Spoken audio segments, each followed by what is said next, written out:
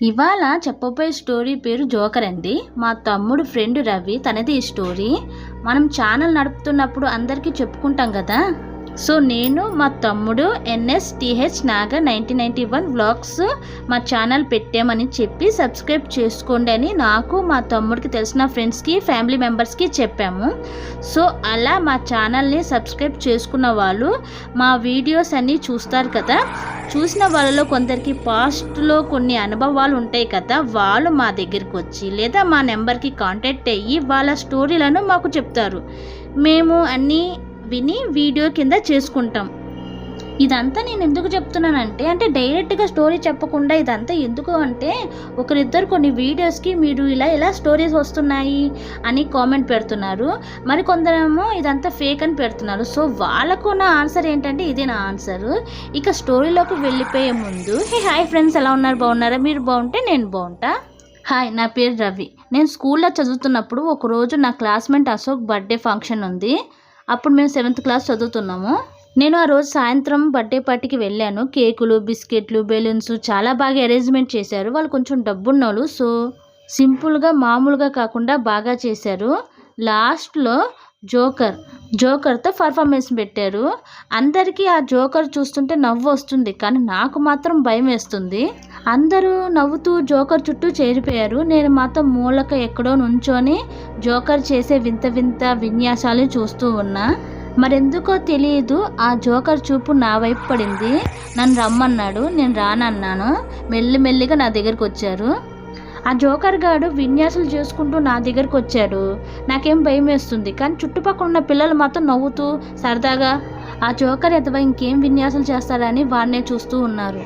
ఆ జోకర్ నా దగ్గరికి వచ్చి నా కళ్ళకు గంతలు కట్టి నా చెవులో ఏదేదో గుసగుసలాడాడు. అది వాడి వాయిసేనా లేకపోతే ఒకేసారి 2-3 నా చెవులో మాట్లాడారా అనిపించింది. ఒక్కడే నా చెవులో గుసగుసలాడాడు, కానీ నాకు మాత్రం 2-3 గుసగుసలాడితే ఎలా వినిపిస్తుందో అలా వినిపించింది. నేను వెంటనే నా కళ్ళకు కట్టిన కచ్చిపు తీసి చూస్తే జోకరు పక్కకి వెళ్ళిపోతున్నాడు. అంటే నాకు కళ్ళకు గంతలు కట్టి పక్కకి వెళ్ళిపోతున్నాడు. అప్పుడు ఆయన జోబీలో కూరగాయలు కట్ చేసుకుంటామే చాకు, అది కనిపించింది. ఏదో విధంగా 1 గంట సేపు ఆ జోకరు చేసే విన్యాసాలు చూశాను. 7:30 అయింది. కేక్ కటింగ్ అయ్యింది. కేక్ పీసెస్ బర్త్డే పార్టీకి వచ్చిన వాళ్ళందరూ తింటున్నారు. అప్పుడు నేను ఒకటి గమనించాను. అశోక్ వాళ్ళ పేరెంట్స్ ఈ జోకర్తో గొడవ పడుతున్నారు. అది నేను అశోక్కి చూపించి అశోక్ నేను వాళ్ళ పేరెంట్స్ దగ్గరికి వెళ్ళాం. అశోక్ వాళ్ళ పేరెంట్స్ని చూస్తూ ఏమైంది అంకుల్ అని నేను చొరవగా అడిగాను. పర్ఫార్మెన్స్ ముందు ఒక పేమెంట్, పర్ఫార్మెన్స్ అయిన తర్వాత మరో పేమెంటా అని అశోక్ వాళ్ళ డాడీ అనుకుంటూ కోపంగా లోపలికి వెళ్ళిపోయాడు. అశోక్తో ఇక కాసేపు ఉండి నేను ఇంకా ఇంటికి వచ్చేద్దామని బయటికి వెళ్తుంటే చెట్లు చాటున వీళ్ళని గమనిస్తున్నాడు ఆ జోకరు. అప్పుడే మా డాడీ వచ్చాడు బైక్ మీద, నన్ను తీసుకెళ్ళిపోయాడు ఇంటికి. ఆ రోజు రాత్రి నుండి పీడకలలు రావడం స్టార్ట్ అయింది. ఆ పీడకలలో ఎక్కువగా జోకర్ నా ముందుకు వచ్చి నా ముఖంలో ముఖం పెట్టి నవ్వేవాడు, నా వెంట పరిగెట్టేవాడు. పరిగెత్తి అలసిపోయి ఆయాసపడినప్పుడు మెలకు వచ్చేదండి. ఈ పీడకల గోల ఒకటంటే మా వీధిలో ఆ బర్త్డే రోజు నుంచి ఒకటే కుక్కల గోల, కుక్కల ఏడుపు. రోజు పొద్దున లేదు, మధ్యాహ్నం లేదు, సాయంత్రం లేదు. ఇలాగా 6-7 నెలలు గడిచాయి. తర్వాత జోకర్ అంటే భయం పోయింది, పీడకలలో రావడం ఆగిపోయాయి. రాను నేను అంతా మర్చిపోయాను. 10th అయిపోయింది, ఇంటర్ ఫస్ట్ ఇయర్ అయిపోయింది, సెకండ్ ఇయర్లో. ఈసారి నా బర్త్డే రోజు మా పేరెంట్స్ ప్లాన్ చేశారండి జోకర్ పర్ఫార్మెన్స్. నేను ఎంత చెప్పినా వద్దని చెప్పినా వినలేదు. సరే, అప్పుడు నేను చిన్నపిల్లోని, భయం వేసింది. ఇప్పుడు నాకెందుకు భయం అనే ధీమాతో ఉన్నా. నా బర్త్డే కూడా సేమ్ డెకరేషన్, కేకులు, బిస్కెట్లు, బెలూన్స్, జోకర్. ఈసారి కూడా జోకర్ది అదే పర్ఫార్మెన్స్. ఈసారి ఆ జోకర్ గాడు నాకు కళ్ళ గంతులు కట్టి ఆడాడు. నా చెవులో మళ్ళీ ఏదో గుసగుసలాడాడు. నిజంగా వాడు గుసగుసలాడుతుంటే నాకు భయం వేస్తుంది. ఎందుకంటే వాడు ఒక్కడు గుసగుసలాడినట్లేదు, ఒకే టైంలో 3 గుసగుసలాడుతుంటే ఎట్లా ఉంటుందో అట్లా ఉంటుంది. వాడి వాయిస్ కూడా వింతగా గంభీరంగా ఉంది. అందరితో మళ్ళీ మామూలుగా మాట్లాడుతున్నాడు. ఈసారి నా బర్త్డే అయిపోయిన తర్వాత అదే పీడకలలు, అదే కుక్కల ఏడుపు. ఆ రోజు బర్త్డే రోజు వాడితో మాట్లాడాలి డైరెక్ట్గా అంటే భయం వేసింది. మా పేరెంట్స్ ఉన్నప్పుడు మామూలుగానే మాట్లాడుతున్నాడు. మా పేరెంట్స్ వేరే పనిలో ఉన్నప్పుడు వాడు నన్ను వింతగా చూస్తున్నాడు. ఈసారి కూడా పేమెంట్ గురించి మా అమ్మ నాన్నతో గొడవ. మా నాన్న ఇచ్చిన పేమెంట్ తీసుకొని మా నాన్న వైపు సీరియస్గా చూస్తూ నా వైపు వింతగా చూస్తూ వెళ్ళిపోయాడు జోకర్ గాడు. కాసేపైన తర్వాత మా ఫ్రెండ్స్ని పంపించేస్తున్నప్పుడు పొదల చాటున తొంగి తొంగి మా ఇంటి వైపే చూస్తున్నారు జోకర్ గాడు. అచ్చం 5 సంవత్సరం కిందట మా ఫ్రెండ్ ఇంటిని ఎలా చూశాడో అలా చూస్తున్నాడు. ఏంటి గోల, ఏంటి రచ్చ అనిపించింది నాకు. ఏంటో ఉండేవాడు ఉండాలి, పోయేవాడు పోవాలి, వీడి బాధ ఏంటో నాకు అర్థం కావట్లేదు. ఇలా మరో 5 సంవత్సరాలు గడిచాయి. నేను ఐఐటిలో వర్క్ చేస్తున్నా. లిటరలీ మళ్ళీ బర్త్డే పార్టీ ఫంక్షన్ జరిగింది. ఈసారి బర్త్డే పార్టీ మా కొలిక్ వాళ్ళ బాబుది ఫస్ట్ బర్త్డే. Real bro. మళ్ళీ అదే బర్త్డే పార్టీలా నాకు అనిపించింది. ఆ బర్త్డే పార్టీలో ఉన్నప్పుడు పాత జ్ఞాపకాలు గుర్తుకొచ్చాయి. అదే కేకులు, అదే బిస్కెట్లు, అదే డెకరేషన్, అవే బెలూన్స్, అదే జోకర్. ఆ జోకర్ని చూడగానే కాలు జారి భూమి లోపలికి పడినట్టు అనిపించింది. సేమ్ 10 సంవత్సరాల కిందట ఎలాగ ఉన్నాడో ఇప్పుడు అలాగే ఉన్నాడు. ఏజ్ ఏం పెరగలేదు. నిన్న మొన్న చూసినట్టుంది ఆ జోకర్ని చూస్తుంటే.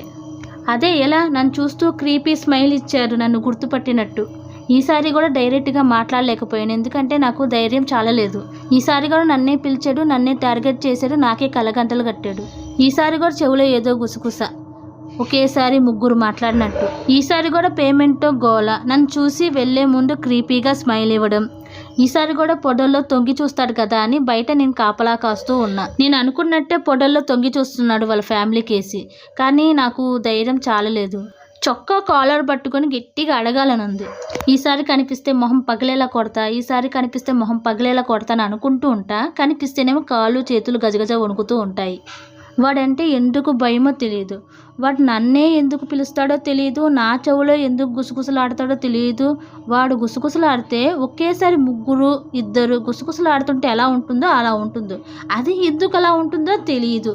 నా లెక్క ప్రకారం ఇంకో 5 సంవత్సరాలకి మళ్ళీ కనిపిస్తాడు. ఈసారి నా పిల్లల బర్త్డే ఫంక్షన్కి కనిపిస్తాడేమో. చచ్చినా ఆడిని ఇంటికి రానివ్వను నేను. ఇది జరిగి 1.5 సంవత్సరం అవుతుంది. ఈ 1.5 సంవత్సరం నుంచి ఎందుకో నేను పరధ్యానంగా ఉంటున్నా. అందులోంచి బయటికి రాలేకపోతున్నా. నాకు తెలిసి ఇలా నాలాగా ఎవ్వరికీ జరిగి ఉండదు. ఇది ఇలా జరిగిందని ఎవ్వరికి చెప్పినా నమ్మట్లేదు. నన్ను పిచ్చివాడిలా చూస్తున్నారు. అందులో నేను పరధ్యానంగా ఉంటాను, ఎవరితో కలవను. కాబట్టి నాకు నేనే ఊహించేసుకుంటున్నాను అనుకుంటున్నారు. నేనేం చిన్న పిల్లవాడినా ఊహించుకోవడానికి. నాకు 25 సంవత్సరాలు వచ్చింది. నెక్స్ట్ 5 సంవత్సరాలకి ఇది మళ్ళీ రిపీట్ అవుతుంది. ప్రపంచంలో నేను ఏ మూల ఉన్నా వీడు నాకు తగులుతాడు. దీనికి ఏమైనా సొల్యూషన్ ఉంటే మీరు నాకు చెప్పండి. ఓకేనండి, ఈ స్టోరీ ఇంతటితో అయిపోయింది. రవి స్టోరీ వింటుంటే ఏం చెప్పాలో అర్థం కావట్లేదు. రవికి జోకర్ అంటే భయం కాబట్టి జోకర్ నవ్వినా క్రీపీగా నవ్వుతున్నాడు అని అనుకోవచ్చు. 1కి 2 సార్లు రవిని చూశాడు కాబట్టి రవిని గుట్టుపట్టి కళ్ళకు గంటలు కట్టాడేమని అనుకున్నా. పేమెంట్ విషయంలో పొడల చాటున చూడడం, ఒక్కరు గుసగుసలాడితే 3 గుసగుసలాడినట్టు వినిపించడం, ఇవన్నీ కొంచెం క్రీపీగా ఉన్నాయి. కానీ కళ్ళతో చూస్తే కానీ మనం నమ్మలేం కదా. ఎనివే, ఈసారి జోకర్ కనిపిస్తే వెళ్ళి కొట్టేయకండి, మాట్లాడి చూడండి. అంతే ఈ వీడియోకి ఇంతే. నా వీడియో నచ్చితే నా ఛానల్ని మర్చిపోకుండా సబ్స్క్రైబ్ చేసుకోండి. Thank you for watching. Bye.